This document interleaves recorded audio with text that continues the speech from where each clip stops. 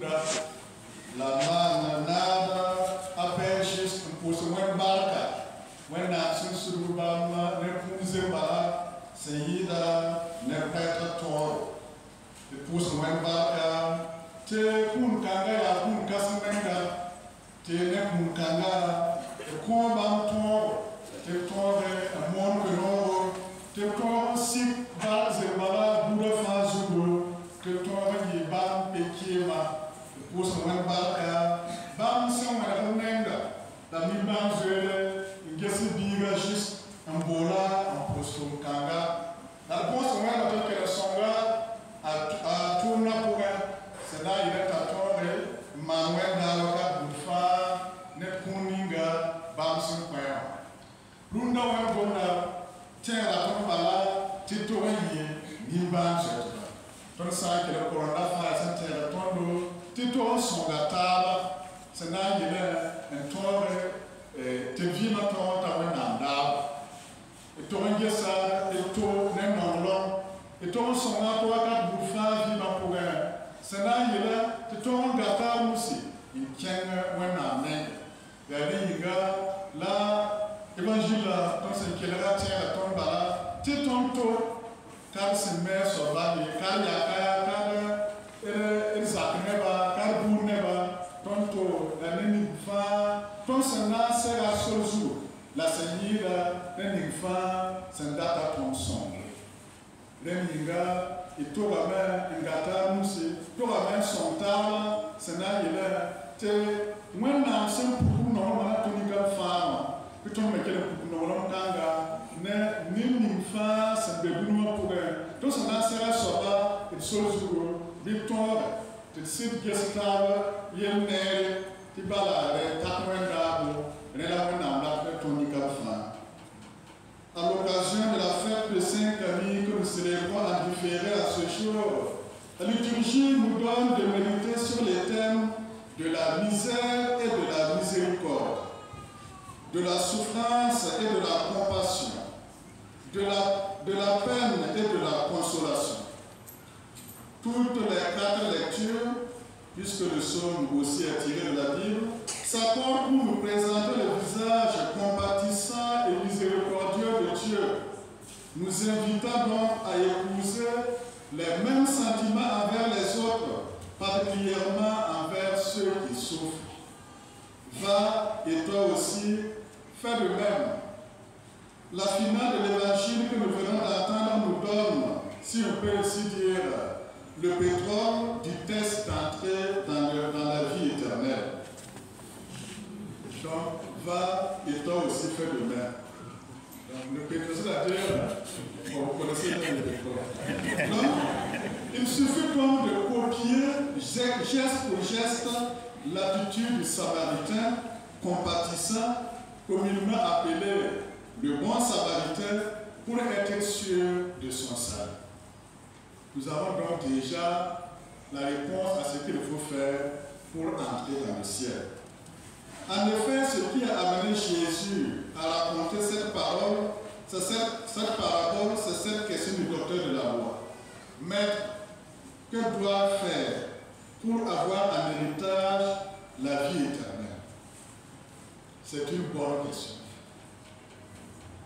Quand nous nous approchons de Jésus, parfois on ne pense pas trop à ces questions. Quand nous venons à l'église, ce qu'on demande à Jésus, ce n'est pas qu'est-ce que je dois faire pour être mieux, mais c'est parfois qu'est-ce que je dois faire pour avoir mieux. Qu'est-ce que tu peux faire pour moi? On attend avoir des intentions pour demander la grâce de la sainteté, de la conversion, mais c'est plus des demandes pour les biens terrestres. Mais ce docteur demande d'abord qu'est-ce que je dois faire pour avoir part à la vie éternelle. Cette question a déjà été posée à Jésus par le jeune homme riche. Et la réponse de Jésus a toujours été la même. L'observance des commandements et par-dessus tout, celui de l'amour de Dieu et du prochain. Les docteurs de la loi sont des Juifs très cultivés qui connaissent bien les livres de la loi.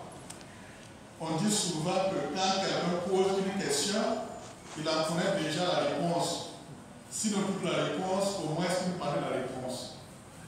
Et à la question de l'auteur de la loi, qui est une question piège, Jésus réplique sur une autre question. Dans la loi, qu'y a-t-il d'écrit? Et comment dis-tu? Et le docteur de répondre en citant le livre du Deutéronome. Tu aimeras le Seigneur ton Dieu de tout ton cœur, de toute ton âme, de toute ta force et de toute ton intelligence et ton prochain comme toi-même. Le Seigneur, trouvant qu'il avait bien répondu, lui dit de suivre ce commandement pour avoir la vie. Mais le docteur de la loi voulait se justifier tout en maintenant sa volonté de tendre le piège. Alors, il posait une autre question à Jésus. Et qui est mon prochain? En fait, cette dernière question était la principale. En effet, pour les Juifs, le prochain, c'est le Juif ou le compatriote, celui qui est l'un des leurs. Donc, cette dernière question oblige Jésus à lui répondre par une parabole. Un homme descendait de Jérusalem à Jéricho et il tomba sur les bandits, et nous connaissons bien la suite. Cette parabole met en scène trois personnages principaux: un prêtre, un lévite et un samaritain. Essayons maintenant de suivre chaque personne pour voir son comportement. Le prêtre, on a dit, il vit le blessé, il passa de l'autre côté. Voir et passer. En d'autres termes, voir et ignorer. C'est l'attitude du prêtre. Que Dieu nous en garde. Le lévite, même attitude que le prêtre. Il vit et passe. Voir et ignorer. Que Dieu nous en garde également. Le prêtre, comme le prêtre aujourd'hui, est sacrificateur, chargé d'offrir à Dieu les sacrifices du peuple selon un rite établi. Et le lévite accomplissait aussi une fonction sacerdotale dans le temple apparentée à celle du sacristain. Il était aussi un gardien du temple. Ces deux personnes attachées au temple et à Dieu ne secourent pas l'homme blessé.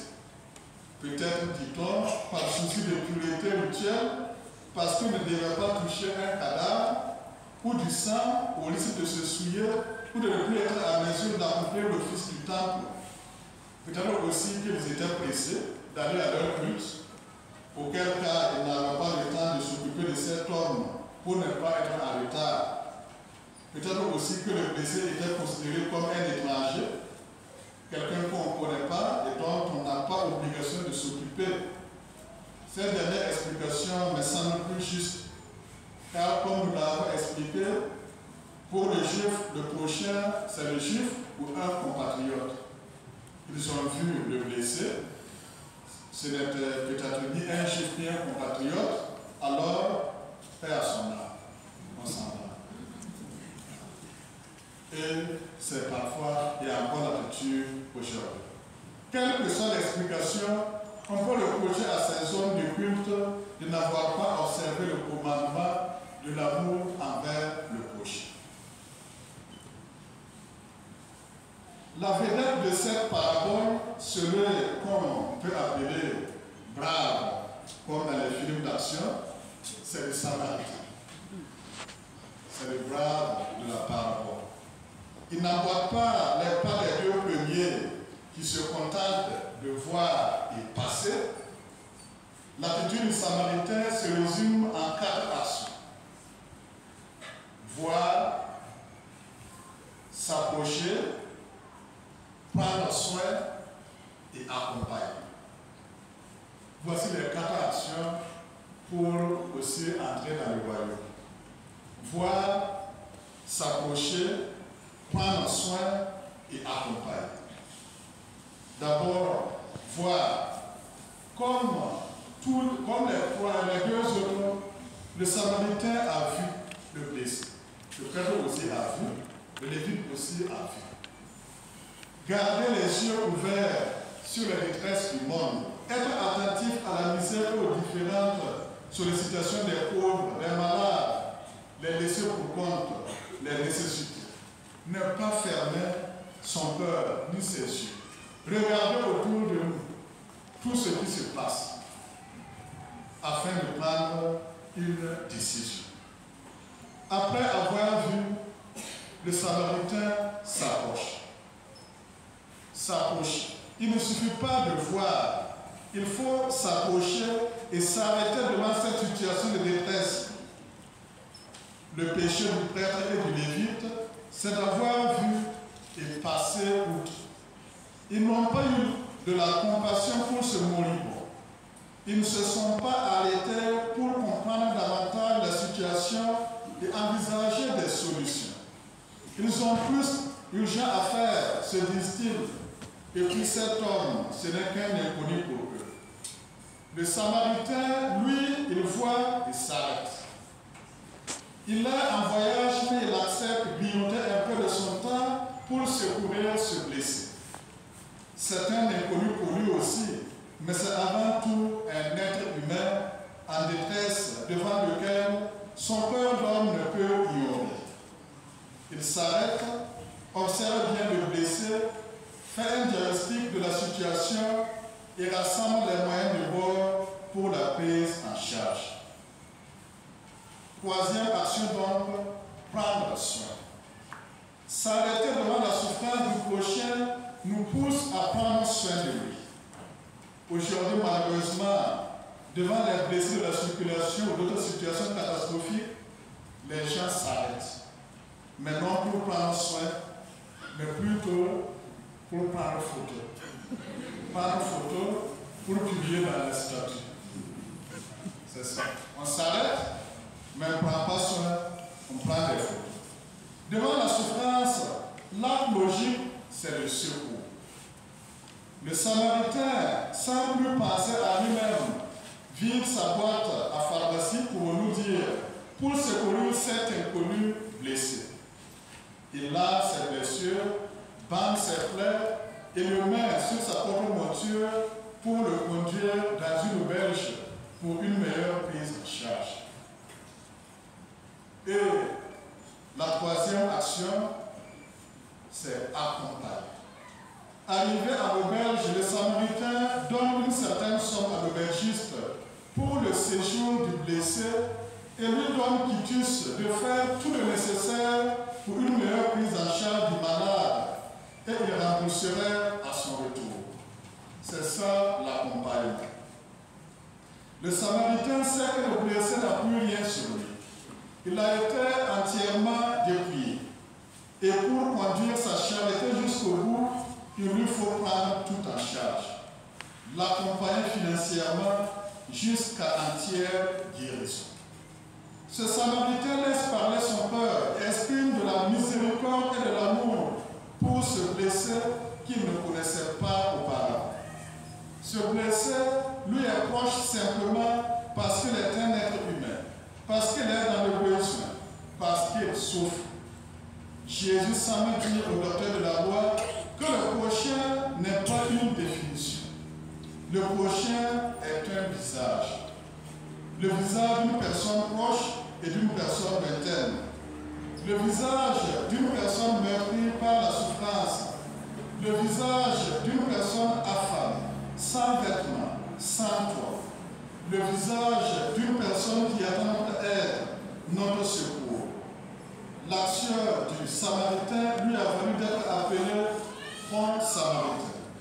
Jésus nous dit, comme il a dit au docteur de la loi, va et toi aussi, fais de même. Telle est l'attitude que le Christ propose au docteur de la loi et à chacun de nous aujourd'hui. Si nous voulons avoir part à la vie éternelle, il suffit de franchir les 4 marches de l'échelle de l'amour. Voir, s'approcher, prendre soin et accompagner. Celui qui arrive à la 4e marche sera en même temps accompagné par les anges au paradis.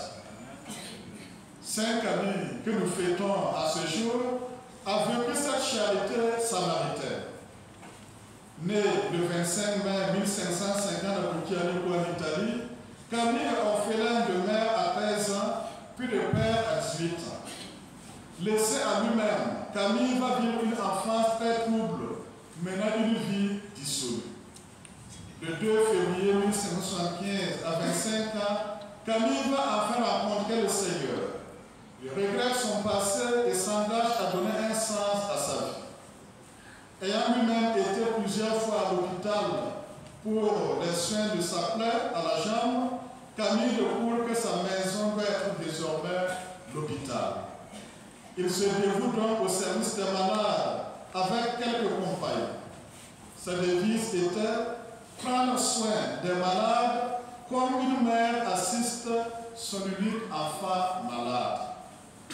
Malgré les épidémies de peste, Camille et ses compagnons ont toujours été au devant dans l'assistance et le secours des malades dans les hôpitaux et les maisons de santé. Camille meurt le 14 juillet 1614 à 64 ans, laissant un nombre en pleine croissance. Saint Camille nous donne l'exemple d'une vie toute donnée au service des malades qu'il appelait ses maîtres et patrons. À l'instar du bon samaritain, Camille était plein de compassion, se dévouant jour et nuit pour la cause de l'homme malade et désespéré. Puisse son exemple nous inspirer toujours et cette prière nous soutenir dans notre vie de chaque jour. Amen. Va et toi aussi fais de même. Cette parole de Jésus a brûlé dans le cœur du Père juste, qui s'est alors mis à la suite du Christ sur les pas de Saint Camille. Et depuis 2 semaines, le Seigneur lui a fait don du sacerdoce ministériel pour sanctifier le peuple de Dieu. Et nous rendons grâce à Dieu en ce jour pour un don si précieux. Père juste, comme tu es déjà juste, je n'ai pas beaucoup de conseils à te donner, puisque tu en as déjà eu beaucoup. Nous rendons grâce à Dieu. À travers les différentes messes d'action de grâce déjà passées, tu as eu assez de conseils. Ce que j'ai à te donner, c'est juste un souhait. Celui d'être un bon samaritain dans notre monde d'aujourd'hui. Celui d'être un Saint Camille pour notre temps. C'est-à-dire voir, s'approcher, prendre soin et accompagner toute personne dans la détresse et en quête de secours. Si Jésus, dans cette parabole, a pris des exemples que vous voyez à l'extrême pour illustrer les personnages de cet évangile, parce qu'il a pris prêtres et lévites, ceux qui normalement doivent être miséricordieux, qui ont été contre-exemple, c'est pour nous dire et te rappeler à toi juste comment tu dois te comporter dans ce monde. Les yeux tournés toujours vers les misérables, vers ceux qui ont besoin de secours.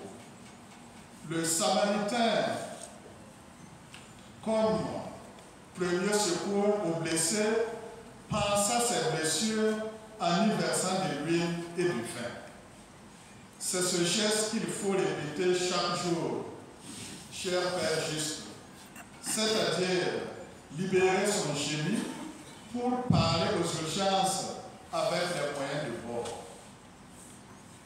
Il ne faut pas gaspiller ton huile et ton vin sur des corps sans plaie, au risque d'en manquer pour les vraies blessures. Ta devise sacerdotale est « Chaque fois que vous l'avez fait à l'un de ses plus petits, c'est à moi que vous l'avez fait. » Matthieu 25, 40 c'est dans l'évangile du jugement dernier. Je pense que cet évangile rejoint parfaitement l'évangile du bon samaritain. Donc, dans la vie des gens, tu te tournes vers les plus petits, vers les pauvres, vers ces blessés, vers ces personnes abandonnées. Et ce que nous souhaitons pour toi, c'est que cette devise, qui est une orientation pour l'option préférentielle pour les pauvres, puisse vraiment t'inspirer, afin que dans ta vie de chaque jour, tu te rappelles que tu es fait pour les pauvres, pour les malades, que Saint Camille appelait ses maîtres et patrons. Nous souhaitons donc que cette option préférentielle pour les pauvres soit toute ta vie et modèle tes paroles et tes gestes. Nous souhaitons donc à toi, Père juste, d'être dans ce monde comme ce docteur de la loi qui cherche la perfection. Même si sa question était pour piéger Jésus, nous le louons à cause de ses désirs de perfection qui jaillit dans sa question. Puisse ta vie être une vie toujours samaritaine, une vie orientée vers la charité, une vie orientée vers les pauvres, une vie orientée vers les malades. Va et toi aussi fais de même. Frères et sœurs, cette parole du Christ s'adresse à chacun de nous aujourd'hui. Nous ne devons pas rester insensibles aux souffrances de nos frères et sœurs. Nous ne devons pas les laisser à leur sort. Nous devons être solidaires, surtout envers les nécessités. La vie éternelle s'acquiert plus facilement en empruntant les marches de l'échelle de l'amour du prochain. Voir, s'approcher, prendre soin et accompagner, voici des gestes accomplis au quotidien pour gagner assez de points en vue de la vie éternelle. Ne disons jamais que même si nous ne le faisons pas, quelqu'un d'autre va le faire. C'est sur nous que le Seigneur compte. Chaque geste que nous accomplirons est pour notre bonheur. Si nous l'accomplissons pour le bien, pour notre malheur, si nous ne l'accomplissions pas, si nous détournons notre regard du pauvre et du malheureux. Puisse l'intercession de Saint Camille nous soutenir, pour que nous puissions vivre chaque jour cette charité samaritaine, pour que nous puissions être dans ce monde de bons samaritains, des Saint Camille qui s'occupent des pauvres, qui s'occupent des malades, qui restent attentifs aux personnes en détresse. Que le Seigneur nous écoute et qu'il nous exauce. Amen.